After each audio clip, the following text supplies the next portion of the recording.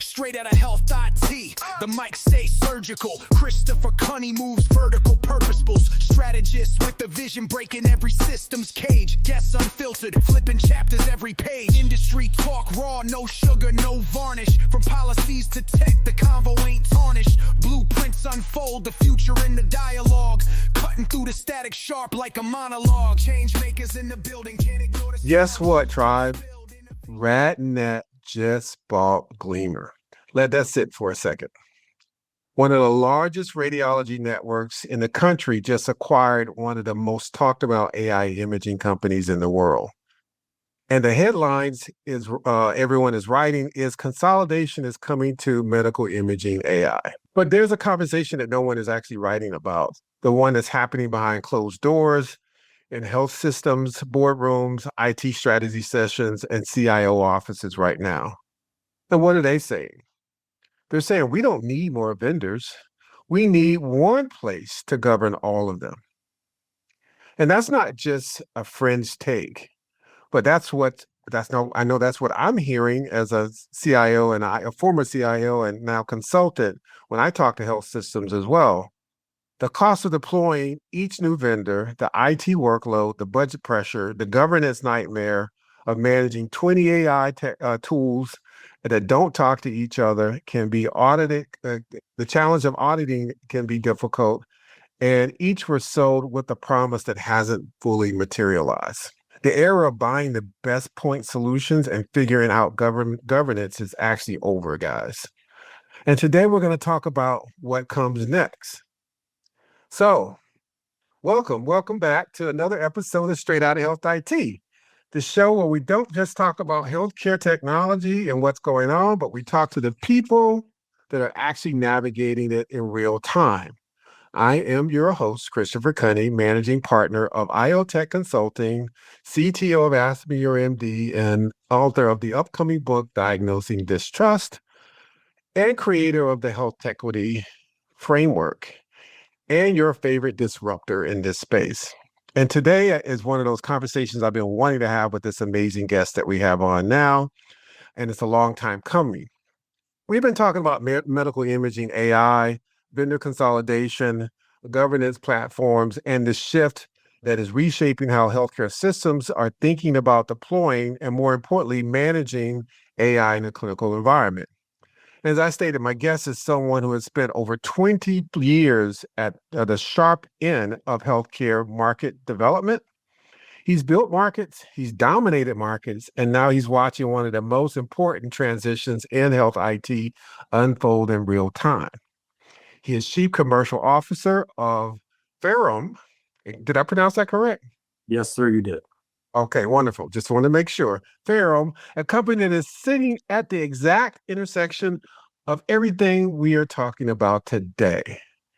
David Hilderbrand. Welcome to Straight Out of Health IT.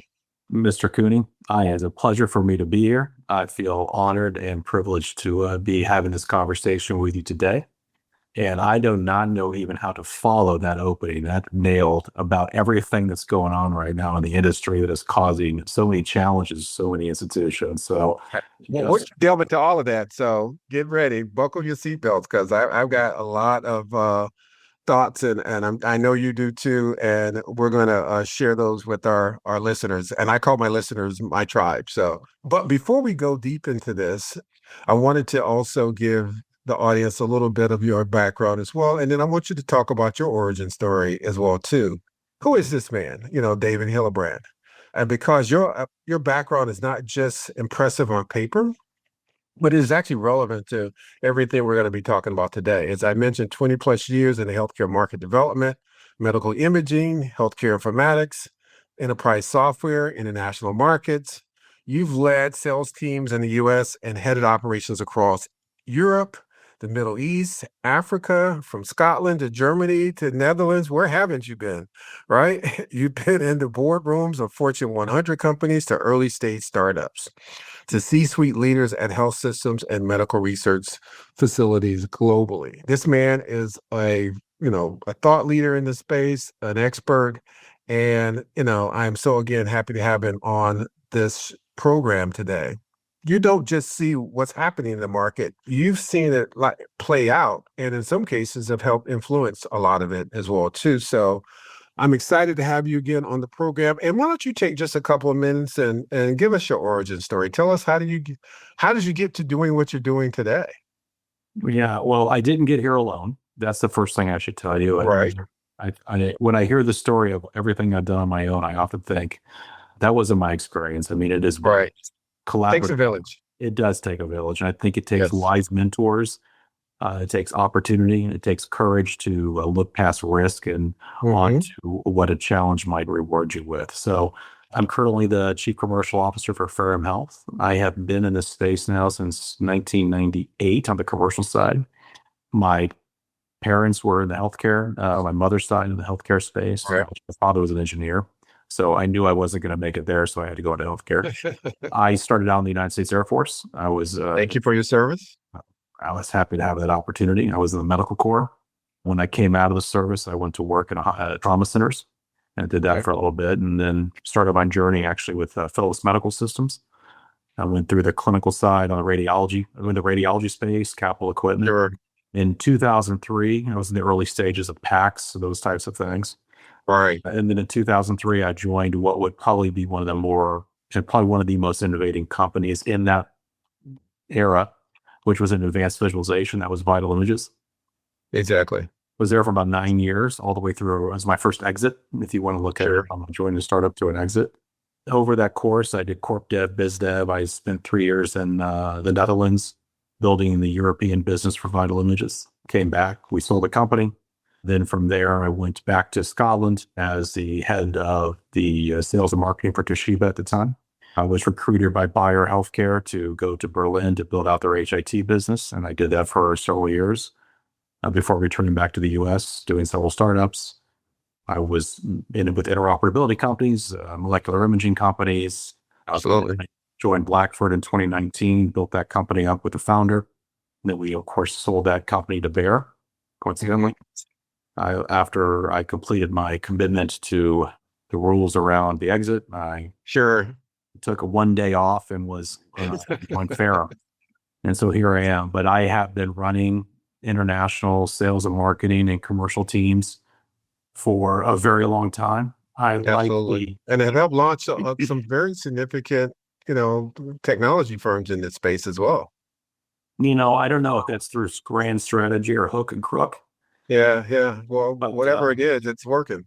It's worked out all right. I have no complaints. I have been incredibly fortunate. And if you had asked me if this was going, when you raised my hand and joined the service, if this is where I was going to land, I would have had no idea. But I have been very fortunate, and I don't take it for granted forever, even for a minute, nor do I feel Sure. like I owed it. I try to work every day to deserve the time that I spend with people. So that's kind of where I'm at.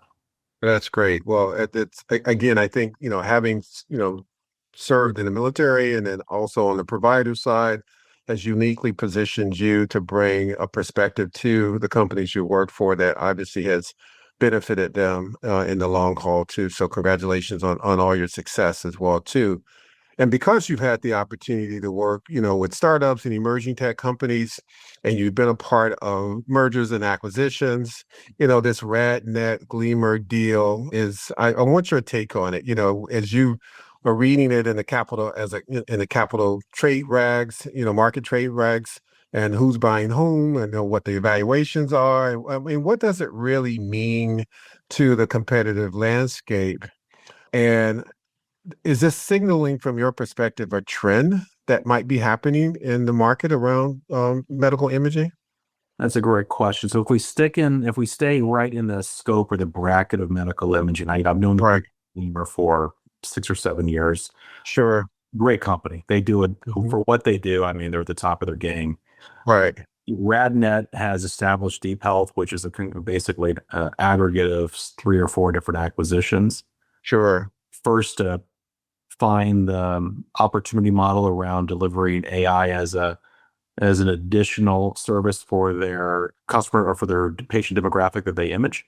So I was a bit surprised by the Gleamer acquisition. I thought Sure. an orthopedic company would pick them up, but they are, RadNet is learning how to sell into themselves. They're a large organization. They've got Right. multiple relationships with IDNs for reading, collaborative Mhm. relationships, not only just in Right. their business. I think it's still gonna be an interesting shakeout. I mean, making money and quote unquote making money from the leveraging AI, a Mhm. direct ROI around billing versus utilization is still a challenge. And Right. Right.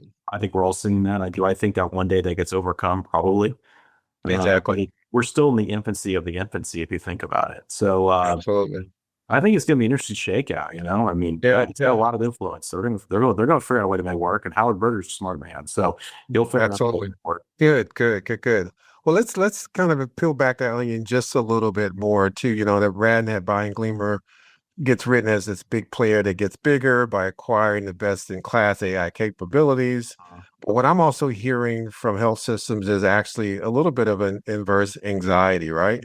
The more the AI imaging market consolidates around a few major players, the more locked in health systems might feel, and the more they may want governance infrastructure that sits above really every vendor. What's your take on that? I often think, I like to relate things to other examples. Sure. In the beginning days of racing, Right. it was how fast can you go, irrespective of who gets hurt. And Right. then somebody figured out we should probably have speed limits. Exactly. And, all new technology, you and I have been alive long enough to Sure. the birth of the internet and the That's adoption of right. EHR and all these different impacts Absolutely. along the way. And I think that AI is coming on faster. If we jump on just Mhm. healthcare, That's AI right. is, I don't know. I It's a remember game changer. it's a total Yeah. game changer. And I don't, Yeah. you and I would both agree that we've been in this space long enough that Mhm. healthcare informatics is not known for quick adoption and being agile. Right. That's right. Uh, if I'm going to expand on the conversation, if I could just share a story with you, and Please. Yeah, no, please. I'll lay in the plane, as we like to say. Sure. I just got back from the ServiceNow Congress in Las Vegas, where it's Right. a ServiceNow team and their customer base. And Exactly. they're working on release a product called AI Control Tower, which is really Mhm. built around consolidated governance across healthcare. We're talking Sure. clinical, all those different Mhm. types of things. Now, we partner with that organization for the clinical vertical, Right. but this need to, and they're historically a back office or seen as a Sure. back office. Right. Right. But they are clearly understanding where the pivot is. So when we look at this adoption, this need to adopt tooling for AI governance, because there's two pieces, Right. right? There's the group of people that are trying to prevent chaos. That's the Yes. human element, the That's policies and right. procedure people. Exactly. Right, right. And then there is the tooling piece. And what's interesting is generally the tooling is developed and then the committee forms around the tooling. But That's right. now, because I think of the rapidity of adoption and it's coming in on devices, it's coming in on platforms, people are It's buying on everything, right? it's everything. Yeah. Yeah. Service lines are I'm going my own way. Right. Physicians are like, I'm going to go to ChatGPT or Claude. I need an answer. Exactly. That's And they're right. just running past it. This centralized Mhm. control piece is kind of evaporating. Absolutely. And so it's a little bit of reverse. And Yes. committee is formed to try to stem the tide, but Right. tooling is catching up. Yeah, I think the genie's out of the bottle too, right? And so it's kind of hard to pull, it back in, herd the cats back in when everyone's got a taste of it. And now you're trying to figure out how do you, round them back up and put some controls around it. So that's the challenge we face today. So walk me through kind of a typical conversation, what one might look like right now when you're sitting across a healthcare CIO or CMO. What are some of the first few things they say to you before you have to say anything about Ferrum? Yeah, that's great. My conversation generally starts with them giving me a debrief on the catalog of items they currently have. Sure. Some of it's a little bit of chest pumping to indicate they're on the Mhm. cutting edge of adoption. Yes. Right. Others are trying to figure out how this stuff came into their hospital. I mean, Right. there's the gamut of personalities. You've been in the space, these people. Exactly. Absolutely. So you know the personalities. And it's That's always right.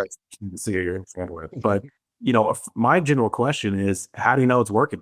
And the response is they told me it is. I'm like, okay, well, chefs So, but don't, how do you know? right. Well, chefs don't write their own reviews, right? Right. Right. It's just my kids don't grade I my love homework. that. That's right. And so we start talking about governance, and for them, often there's confusion, right? We have to separate that. You have your committee or your team or the people trying to guide the organization. Then we have a tooling piece, and I remind them they haven't adopted any tooling. And Exactly. so when we get there, it's really about clinical AI is not going away. It's going to continue to expand. It's going to refine. That's right. It's going to fully integrate. It is going to be the dominant change in healthcare since the establishment of the gurney. I mean, it's going to be the newest thing. And It's a core part of it. Yeah. It's almost a utility now. It's a part of what you need to do business. You have today. to do it. And this next generation of physicians, they are IT savvy. They grew up with IT as part of their life. That's right. Digital natives. Life. Yeah, there's no fear. That's right. And so we talk about what is governance, and I will say Ferrum's position on governance is we use the phrase observability. This is a fairly common term. It can be applied across, again, agentic, scribing, ambient, operational, whatever it happens to be, decision support, and clinical. Our goal is to empower either our current customers or customers that are investing in the Ferrum Health platform with the ability to see what is going on at any given point in time with the clinical AI that they are running within their institutions. And I would argue that for me, if I speak for myself individually, I am not going to tell you what to run in your institution from a clinical aspect. I do want to support you and make sure that the investment you've made is delivering against the promises that those companies have made to you. So I kind of stay in, and I think Ferrum stays in that lane of neutrality and clinical. Right. I just want to know if it's running. It's almost like the gauges on your dashboard don't really care what you're hooked up to. That's right. And I'm not going to tell you how fast you should press the gas, but I'm going to tell you how fast you're going. Right? That's exactly right. And I think that it's important. So why do I find that? Why do I say that's important? You and I are both patients. We have families of patients. Everyone is a patient. And from that lens, this is, of course, my clinical was in the military medic lens. This is from that lens. I want to be able to empower my customers or my future customers or clients with the ability to make decisions, right? I don't tell them what to do, but they need to know, am I going to augment this application? Utility? Am I going to expand it? Am I going to rip it out, or am I going to replace it? And they have a right to have an unbiased and unvarnished view, so they can make those decisions of what's best for their IDNs, or the academics, or their practices, as well as for the patients. That's absolutely important. Yeah, makes perfect sense. You want to empower them to make more informed decisions as well. So I want to break down this concept of kind of vendor sprawl, the problem, because I think it's bigger than most people really outside of health IT really realize. So give me a realistic picture of what a mid-sized health systems AI vendor portfolio looks like today. Kind of how many tools, what the categories might be, and what does management overhead look like for them? That's a great question. I will give you a real example. Okay, good. One, or an aggregated one. Sure. We have a client, which is about 20 hospitals. Some specialties in there as well. And we were sitting with a CIO, and it was obviously it was an informal conversation. We were hatching problems. But he said, and I quote, "I have 1,500 AI agents running around in my IDN, and I don't know what they're doing." Wow. And I say that again. Yeah, 1,500. I mean, that's incredible. And we kind of split it down the middle. He said half of them have come in on devices of origins for various service lines. But I didn't even know we were getting them. Right. I think that is more common than it is uncommon. Right. This is where we started talking about, well, and the question is not how many are there. The question is, what are they? How are they influencing clinical care? And we had service line directors that came into the room for that, across cardiology, oncology, radiology, the ones. We had their underlying systems management people, because each one of those service lines has its own dedicated systems. That's right. The person representing the EHR relationship, trying to figure out how do we connect this soup so that we can see what is going on, so we can make sure that we're leveraging these tools in a way that's most productive. They're not harmful. That's right. Makes sense. But I think that is more the norm. I don't know if they would stand up at church and say that, but I think that is. Yeah. AI is transforming healthcare, but modern care depends on infrastructure that cannot fail. Cisco's AI-ready unified edge securely unifies operations, the resilient infrastructure that modern healthcare demands. Yeah, no, absolutely.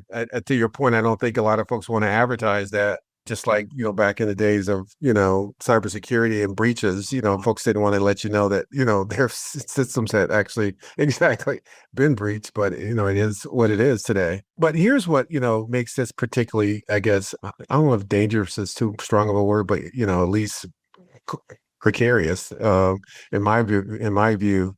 Most of those tools were sold on a clinical outcomes promise or operational efficiency promise, improved detection rates, faster reads, reduce radiology burnout, reduce unnecessary procedures.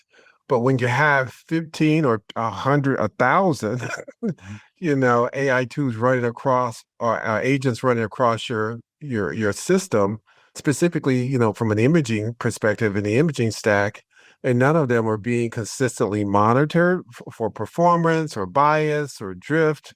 You don't actually know if any of the promises that the vendors have said are actually being kept, right?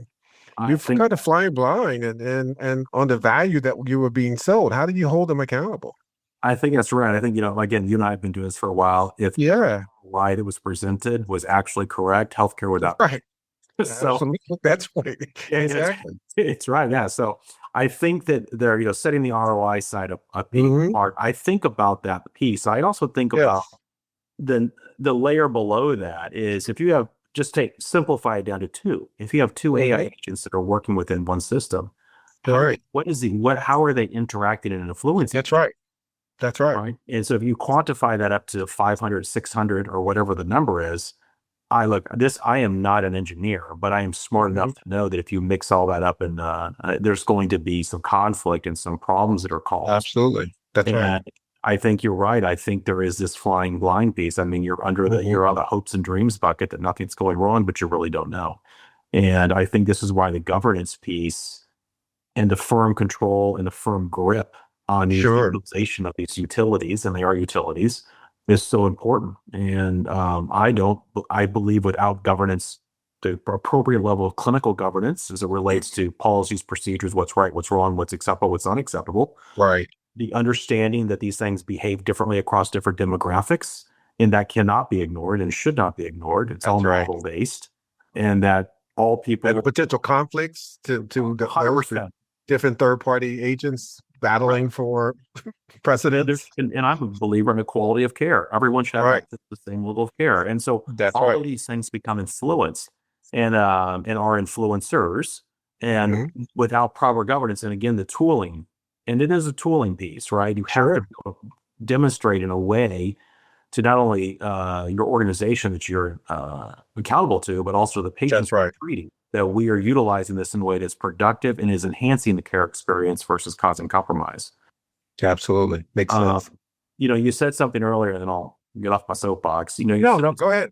You said this fear or detriment piece. And there is, people use the fear of AI, in a way that I think is somewhat antagonistic. But for me, I think it's less about the fear of something negative will happen or something bad will happen. For me, it's the fear of not knowing what the behavior is and how it's impacting my decision making. That fear should be substantiated by having the right set of tools to alleviate that fear. Exactly. What I was thinking about that. Cool. Yeah, no, I think that's great insight as well too. Because at the end of the day, if we're going to allow something, especially technologies like agentic AI, to make decisions, right? We need to understand how those decisions are being made and be able to audit and provide some oversight around those. And hopefully, if they're not making the right decisions, know it early enough in the process where you can start to, mitigate that risk as well too. And you nailed it. That is what I'm concerned about. Yeah. So let's talk about governance, kind of this governance platform shift. You talked a little bit about the need to, now really put in place disciplined, robust governance structure, from the point solutions to governance first platforms. Because I think a lot of people in this, and my listeners are going to hear that and say, yeah, that's obvious. But, obvious and adopted are two different things, right? You need governance, but actually doing it and having the discipline to make it happen, is really different. We need to have been saying health systems we've been saying health systems need to have kind of unified data strategies for 30 years, but we still don't have one, right? We still struggle. $27 It's like, billion later from the high-tech act. absolutely, and we don't have a unified patient identity record. So anyway, we struggle, still in this industry. Why is governance now? Why is this shift actually now happening? What's the catalyst behind it, and versus being one of those other things we talk about at conferences and blockchain, and we never see these things materialize in healthcare in any meaningful way. Yeah, I think so. Just for your listeners, I think we'll separate it and then we'll isolate Sure. your question, not isolate it, but we'll refine the response there. Right. No, we should erase the confusion of telemetry, which is it on? What's the compute level? Right. How much consumption is it using? And Right. between analytics, which is just statistical data, Mm-hmm. to governance, which is what is the engagement of the algorithm with the clinical, Right. and how is it engaging with the patients that are being exposed to the algorithm for disease Mm-hmm. or evaluation. So those are the three things, and sometimes they conflate those. And the truth of the matter is that the telemetry piece as well as the analytics piece is separate from governance. And governance Sure. is about the engagement of whatever the algorithm is with the patient or the clinical care piece. So that's where we are focused on, and that's what I think is most important. I think initially when these algos came in, it was the telemetry and analytics piece, and that was being presented as we know what it's doing. The truth of the matter is, That's right. it's on. Absolutely. So on the governance piece, to go back to your question, the governance piece, as Ferrum sees it, and I think Mm-hmm. this isolates the clinical A vertical, it's what is the behavior of that algorithm at any given point in time against the demographic it's being exposed to. Ethnicity, age, location, scanning type, all these different types of things, right? So Sure. you just demonstrate the proficiency of the algorithm, which we have often found and many studies have pointed to is not equivalent to the claims that are made by the manufacturer of the algorithm. Right. So we're trying to drive that visibility, and I think visibility is the right word, so that again we can enable decision making. That's how we see governance for the clinical vertical. I'm sure it's probably consistent across the other areas in healthcare for that attitude. No, absolutely. So now you're sitting in front of the CFO and you're talking about ROI, right? And the argument for centralized AI governance. Help me articulate what that actually looks like, to a CFO. That's a great question. So there's multiple components to it. When we start talking about platforming AI, which is Ferrum does, platforming other companies' AI algorithms on it, Sure. build that stuff, the clinical side of it. There is the controlling the cost of failure. And you've seen studies from Stanford, studies from Harvard, reputable organizations, at estimating the cost to be $200K to $250,000 per algorithm, failed algorithm. Oh, wow. Per algorithm. Wow. That's a lot, right? And That's a lot. that is a lot of money if you've got 1,500 algorithms and half. That's right. Do the math. Exactly. And so we have that component for the CFO, and I think the CFO understands that they're trying to improve profitability and as well as performance by reducing cost, and that's one way. The second one is what is the downstream impact of the identification of early identification for patients. So we have a relationship with Sutter. They have deployed, I think, 2 different algorithms for breast across their Northern California and Central California, and they are catching disease, cancerous lesions much earlier in stages. Wow. Not only is that positive for the patient, it's life-saving. It is life-saving, but think about the reduction in the cost of care if you catch that lesion 6 months or 12 months earlier than when it presents itself. It is life-saving. Yes. And so you can quantify that across different algorithms, different areas. And then there is the side of, I probably said earlier, I'm a believer in healthcare equity, but there is the downstream side of catching more disease earlier, and then the revenue allocation according as it relates to additional treatment revenue for these organizations. So that probably a bit of a hairier conversation because it's more about money and less about care, but there is that piece. Right, right.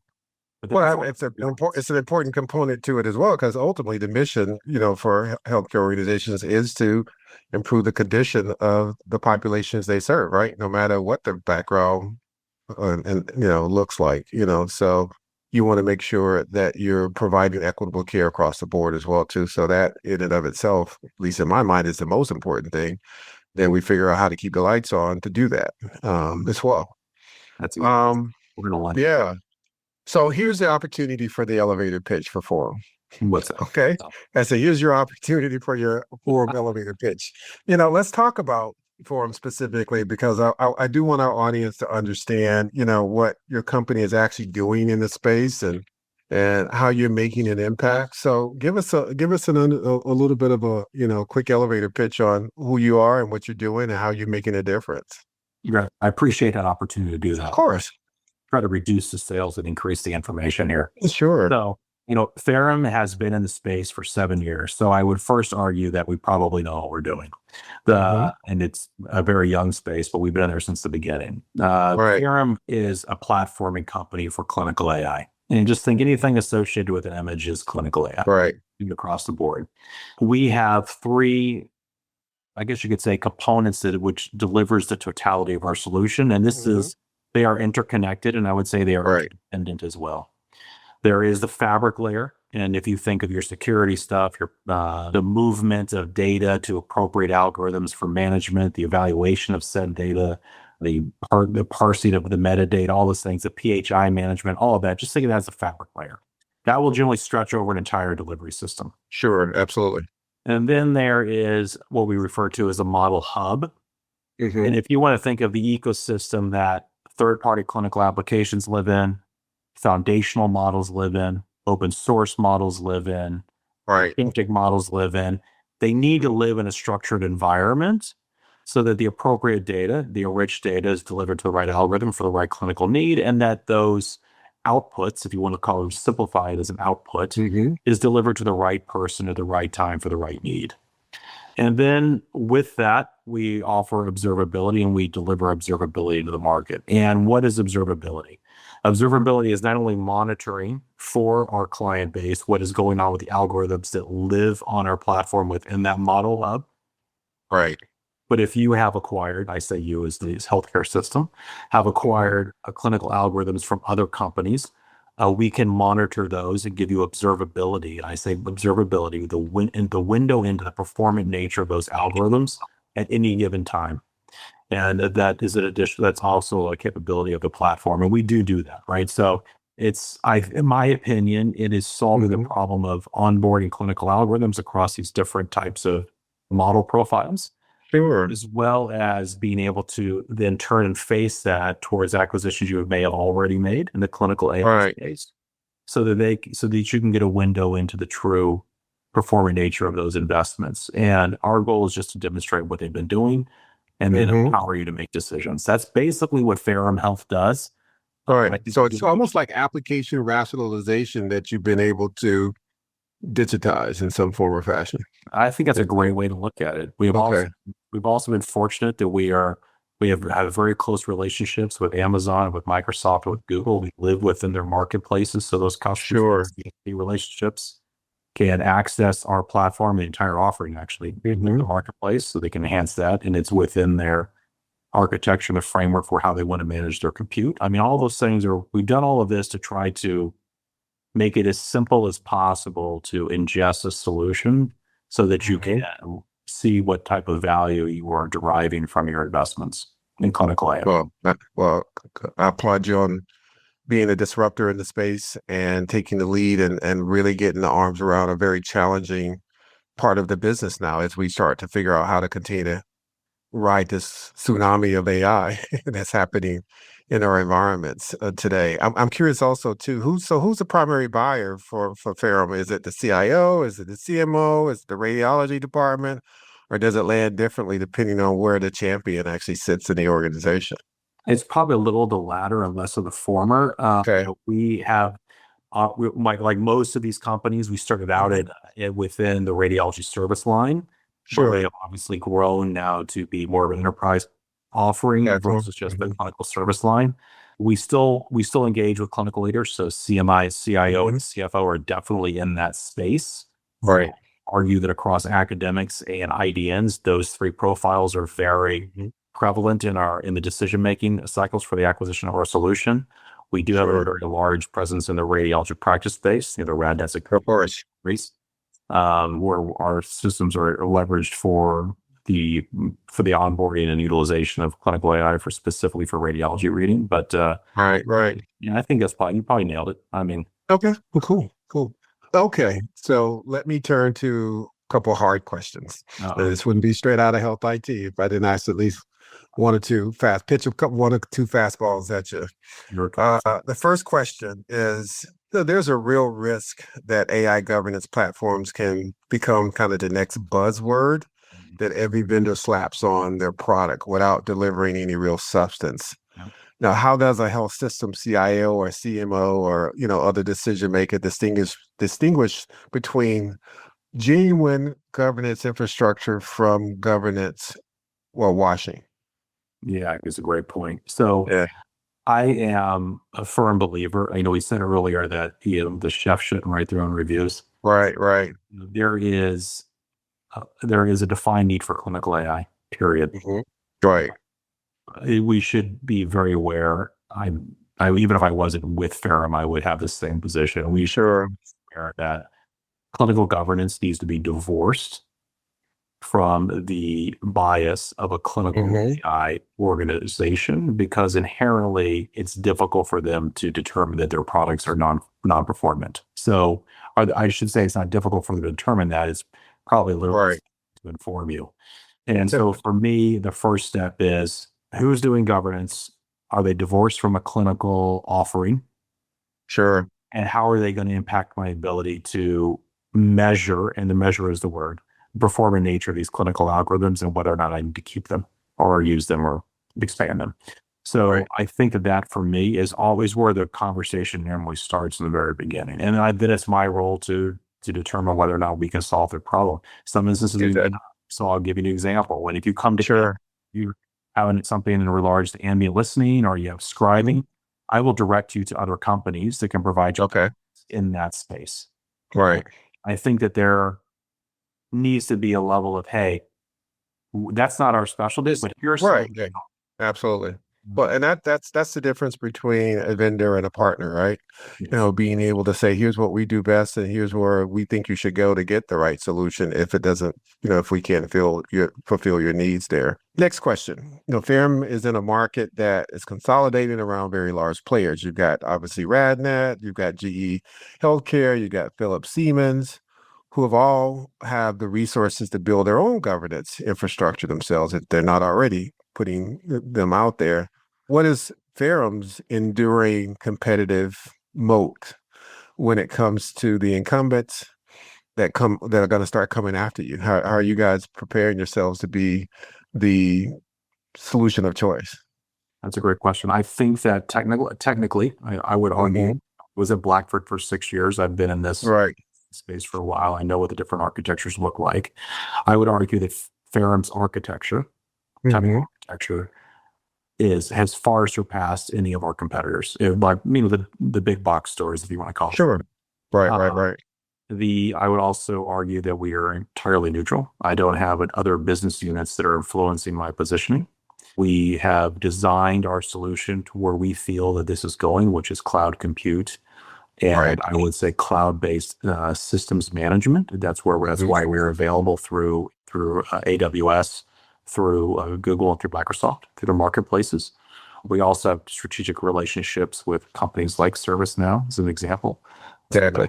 That would be my second point. And I think my third point is, if you have the ability and you have the freedom to work with organizations that spend 99% of their time focused on a problem versus having distraction, that's where you want to make your investments. If you have that luxury, this is what they do. That's right. This is what they do for a living, day and night. All day long. I wake up. Makes perfect sense. Absolutely. That's a great answers. Okay, let's talk about what comes next. looking forward, you've seen enough of the market cycles to have a good sense of pattern recognitions.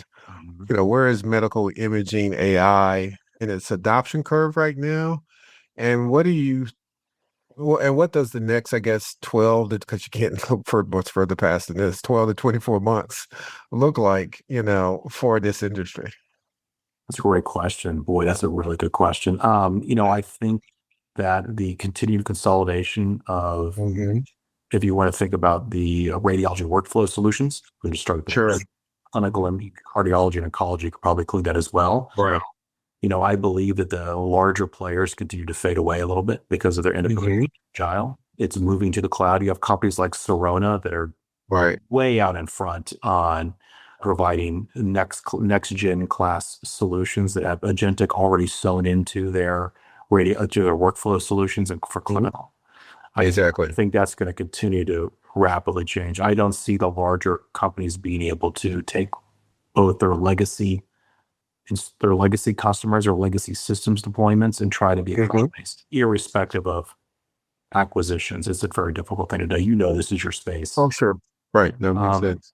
For governance, getting arms around the governance of agentic, because it is, it's agile in nature, I think is the next big challenge.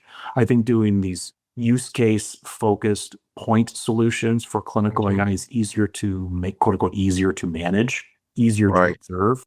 But agentic is, think about it. We were talking about it a year ago and now they're applying it broadly. You would never see something like that happen in the past. I'd be just like, right? Right. It's amazing. And I'd still be on the fax machine trying to get prescriptions. So it's That's right. it's coming on fast. So I think that the advent of agentic and workflow and clinical workflow, accompanied with clinical algos that are doing both detection and unveiling of early detection, they're going to see those marrying very quickly. And it will be platform players who are rushing to meet that need because we won't be distracted by the clinical development side of that. But that is, and it's going to be busy. I could tell you every single day. Wild West right now. Yeah, well, like every single day. Yeah. It's just like right. you're on it. Absolutely. There's no golf trips for me. So I am. There you go. That's right. I'm working. There you go. Well, and that's what, quite honestly, that's what makes it fun too, right? It's just, the fast pace is moving, the shifts that are happening. To your point, it gets us up every morning and says, okay, we got to be on our game every day. It's the NBA playoffs. That's right. Exactly right. It's kind of careful what you wish for. You might just get it, That's right. That's right. I'm hustling. I'm definitely I'm 54 years old. I'm by far no spring chicken, but every day is you're learning something new, and it's incredibly exciting. But if your nature is a passenger and your nature is not a driver, you're going to get left behind. You've got you're roadkill. That's exactly right. That's exactly right. Absolutely. We talked a lot about things that are related to things like the social determinants of health, but there's another term that's being used called political determinants of health as well too. So I'm curious, from your perspective, what are some of the regulatory signals that your company's watching that health systems should also be paying attention to that may have a significant impact on this industry right now, especially in the areas that you guys are focused on? Yeah, that's such a good question. I think that, you're starting to see regulatory certifications being out. ISO. I think that's great. That's great. Quality certs. I think maybe this is probably a broad-based response to your very specific question, but I think enforcement of quality of care, demonstration of, I think back to meaningful use, where you can prove that you're improving your quality metrics to maintain your reimbursement. Those types of things, I think, really drive behavior in institutions, and I would argue that those should probably be applied to AI as well. Exactly. But there is an access to healthcare issue in this country. That's right. I have lived in other countries. I can tell you this is an American problem. Right. I'm glad you said that, because you have had firsthand experience living in other places that have had health systems that are a right, not a privilege. Right. And go ahead, please. No, please. My daughter was born 2.5 months premature when I was in the Netherlands. She spent at the University of Leiden, and she spent 2.5 months in the NICU. And A, it didn't cost me a euro or a dime, and B, I got incredible care. Absolutely. And so I don't think that and that would have happened had I been somebody who was Dutch, who was of means or not of means. Sure. And the same, I got sick in Germany and I got great care. Or my sons got sick in Scotland. They got great care. And so I don't buy that quality of care is impossible. And, and it is an American problem. And I think part of the AI thing is, how can we fix the problem, right? Because throwing money at it's not working. We can all agree to that. Lobbying's not working. We can agree to that. Right. Where you're continue to see the reduction of access in rural communities. Yes. Which is insane. Right. Yeah, right. Everybody thought, teleradiology and, robots with monitors on them. That's not fixing it. So people look at AI to root out these problems potentially so that more of our fellow citizens can receive quality care that makes them healthier and extends their life. And that's right. I know I'm off on a bit of a rant here, but this is unique. I'm glad you went there. And guess what? That's a podcast for another day as well, too, because we do need to drill down into what's broken in our system and how we need to leverage technology and other people, processes, and legislation to cure it as well, too. So, but another topic for another day. We are, I could talk to you for another 2 hours, but I have to be respectful of the tribe because they got to get back to work and to their kids and everything else. And so this has been an amazing conversation. You have been, an amazing thought leader in this space, and I appreciate all the information you shared in this emerging market that's taking place around governance. If our listeners, the CIOs, the CMOs, the CFOs, and others are interested in learning more about your company and want to maybe connect with you as well too, what's the best way for them to reach out and make that connection? They can reach us at ferrumhealth.com. They can reach us through LinkedIn, where we spend a lot of our time communicating with the outside world. They're more than happy to reference our client base. And of course, on our website, they'll find access to either technical, sales, marketing, or leadership resources. And I'll take a call from anybody. So wonderful. Thank you. Thank you so much for your time, for your service, and for your, change-making leadership in this space. This conversation actually was everything I hoped it would be, and then some. You brought the receipts, you brought the real market experience, the honest takes, and the kind of clarity I think that comes from 20 plus years of watching cycles play in and out. And so thank you again for taking time to share what you're doing today. And I wish you and your organization continued success. Again, he's giving you his contact information. Please, if you enjoyed this episode of Straight Out Health IT, as I always say, please share with your friends, family, colleagues, and even folks you don't really care that much about, because they could definitely learn from this man's experience and the work that he is doing to make all of our lives better. So with that, thank you as well for continuing to support the program. Like, follow, share, preach it from the mountaintops of what we're trying to do here to support and transform healthcare in our country and worldwide. Until next time, take care. God bless, and see you on the other side. Thank you, Mr. Kunney.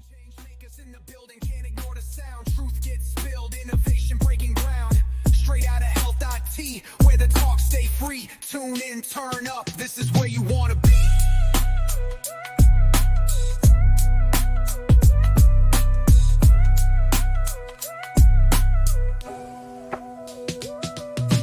Data-driven dreams, they decode the code, hack the status quo, make the old ways implode. Gusts dropping gems like pockets of gold mines. Healthcare's front lines, redesigned in real time. Kunney got the mic, architect of the chatter. Revolutions in the air, healthcare's new chapter. From telehealth to equity, nothing stays unseen.